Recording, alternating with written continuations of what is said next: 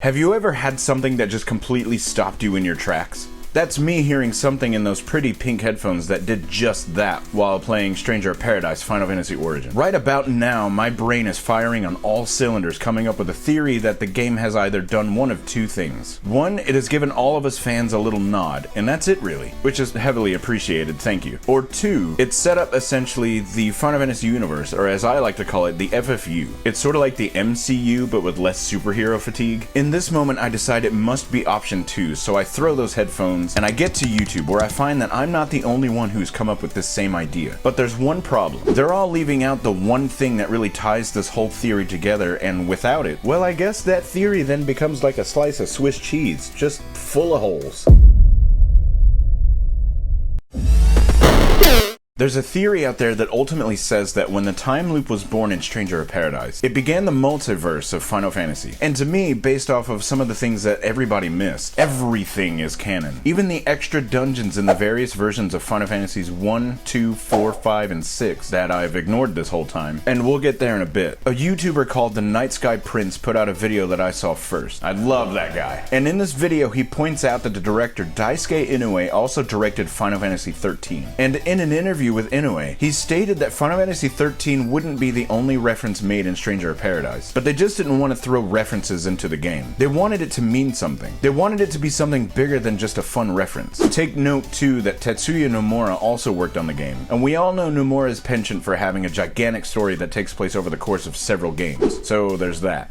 Night Sky Prince goes on to say that you really have to stretch in order to make this theory work, and I agree to a point. I wasn't satisfied though. So I found another video by Mr. Happy 1227, and that's when the theory opened up even more. Hardly any stretching was required for this part. In essence, Mr. Happy points out that the version of Chaos that Jack Garland was to be isn't the same Chaos that exists in the Dissidia games. The first version of Chaos was created by Cid the Lufane, along with the people of Onrak. He also invented airships as a way of waging war on the rest of the world, and when this version of Chaos was destroyed, Final Fantasy 1 was set into motion. A commenter in this video called Dark Skin Doffy says that the Lufinians call the other Final Fantasy games dimensions, and we're actually going to pause there. With this idea, Dimension 12 would equal Final Fantasy 12, and Dimension 3 would equal FF3. You get it. This is important. Hold on to this information because I'm going to do like a little mind blow thing a little bit later on, so take that, mind flayers. Now I wanted to see if any of this was true. I began with the very first Final Fantasy game. No, not the Pixel remasters, and no, not even the NES version. I wanted the original transcript of the Japanese version. I pored over the entire script looking for anything I could find on Cid the Lufane. The only thing I found was a reference to the Lufenians having a connection to airships being built by their ancestors. But this isn't new. In the NES version, one of the Lufenians says, "Only our bravest become sky warriors. Your airship was theirs." Which doesn't exactly match up, but the implications are kind of there. So at this point, it's clear that the Lufenians did in fact make airships and have a civilization a long time ago that was very advanced. But what about the idea that airships were made to wage war between the people of Onrak and the rest of the world? The Lufidians have their own town way out in the middle of nowhere, so what's so special about Onrak? When looking at the original Final Fantasy 1 up to the newest Pixel remaster, nothing of note really happens in Onrak. I know it has connections to the Sunken Shrine, and someone says that it used to be a flourishing kingdom 200 years ago, but that's about it. I know that Dr. Une's brother lives there, but the Doctor doesn't have any direct connection to the Lufinians, other than he was trying to learn their language. Nothing more, nothing less. But everything changes slightly when you play the Dissidia series. Onrak becomes something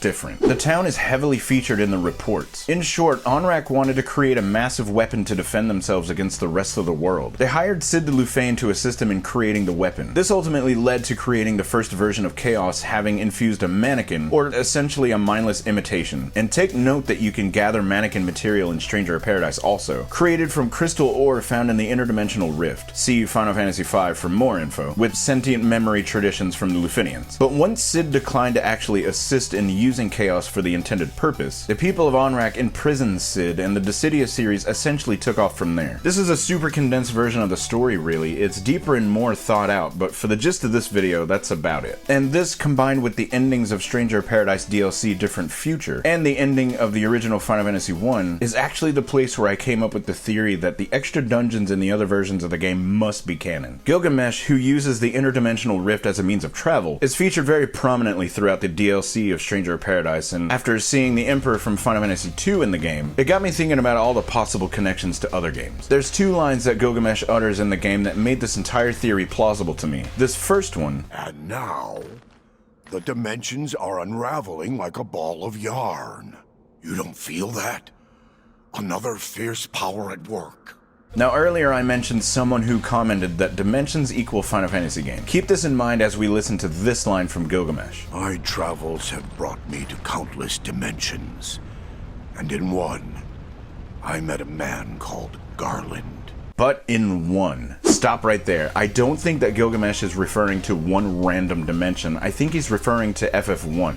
Dimension 1. But Jack doesn't remember it. If the dimensions are unraveling, and Jack has no recollection of Gilgamesh, could that mean there are various versions of each dimension? Is there another dimension where Jack and Gilgamesh do know each other? Was that dimension created when they met in this DLC? If the answer to those questions is yes, then that sets up every version of every Final Fantasy game being canon. The extra dungeons, the post-credit bonuses, all of that is canon. They're just different dimensions, or in essence, different futures. But I think this goes further than in-game stories and places and events. I think this extends to our own world in real life. See, in the original ending of Final Fantasy I way back in 1987, it states that the one who crossed time in order to sever the time loop was you, us. We're the ones, and we each have our own unique experiences with the games. We all see the games differently despite the script and the series of events all being the same for every player. Your view of Final Fantasy is different from mine, but both are valid. Both dimensions exist, and my experience of playing through Stranger of Paradise led me to this moment on this couch before looking up this whole theory. You may be wondering what I was listening to in those pretty pink headphones in order to even get to this theory. Well, while I was playing through the Flying Fortress section in Stranger of Paradise, I heard this.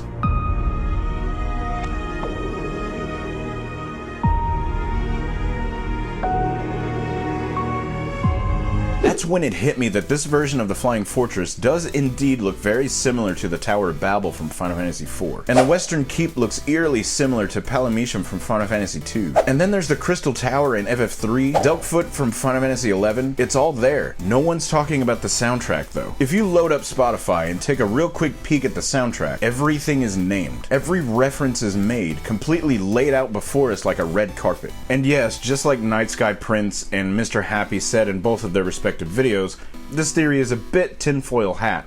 But that's my experience with the Final Fantasy series. That's my dimension. What's yours look like? Is this all really insane, or did it strike a chord with you? Leave your answers in a comment below, and be sure to check out this playlist where I've posted all of my weird theories, and who knows, I may actually have another one very, very soon.